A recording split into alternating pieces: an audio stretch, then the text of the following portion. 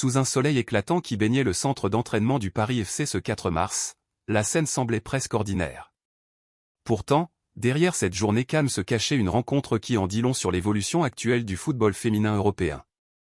Le club parisien accueillait Sylva Salandé, coordinatrice mondiale du football féminin chez Red Bull.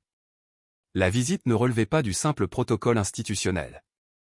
Dans un contexte où le football féminin accélère son développement à l'échelle internationale, la présence d'une figure stratégique comme Salandé témoigne de l'intérêt croissant que portent de grandes organisations à ce secteur en pleine mutation.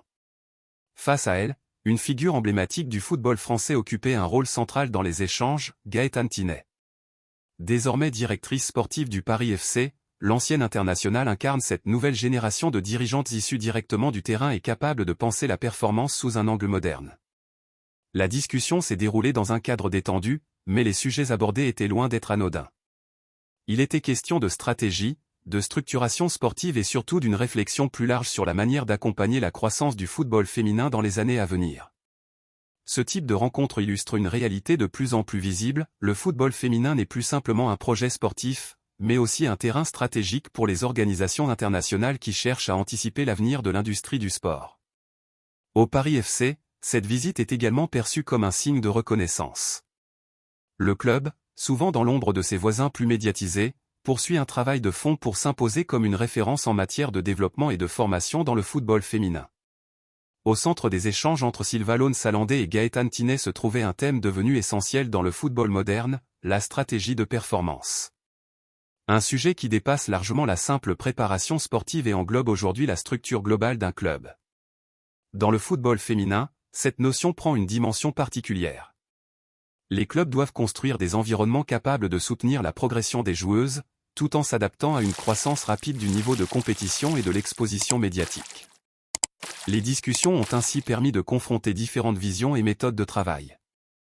D'un côté, l'expérience d'une organisation internationale comme Red Bull, connue pour ses investissements stratégiques dans le sport. De l'autre, la réalité quotidienne d'un club qui évolue dans un championnat de plus en plus exigeant. Cette confrontation d'idées est précieuse dans un contexte où les structures du football féminin continuent de se transformer. Les clubs cherchent désormais à s'inspirer de modèles performants tout en conservant leur identité sportive et leur ancrage local. Pour Gaëtane Thinet, ces échanges représentent aussi une opportunité d'élargir la réflexion autour de la gestion sportive.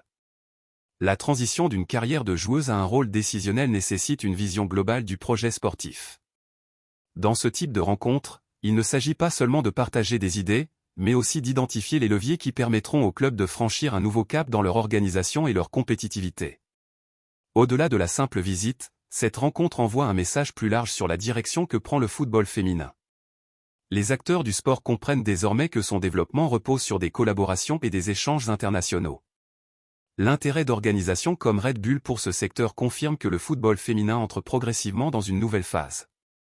Une phase où les stratégies d'investissement, de formation et de performance deviennent déterminantes. Pour des clubs comme le Paris FC, ces interactions représentent une occasion précieuse d'anticiper les transformations du paysage sportif. Le football féminin n'est plus seulement une compétition, c'est un écosystème en pleine structuration. L'avenir dépendra en grande partie de la capacité des clubs à s'adapter à cette évolution.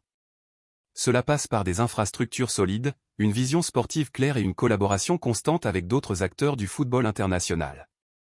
Dans cette perspective, la rencontre entre Sylva Salandé et Gaëtane Thinet apparaît comme un moment symbolique. Un instant où deux regards différents sur le football féminin se croisent pour imaginer les prochaines étapes de son développement. Et si ces échanges restent discrets, leur importance pourrait bien se mesurer dans les années à venir. Car c'est souvent loin des projecteurs que se construisent les décisions qui façonnent l'avenir du sport.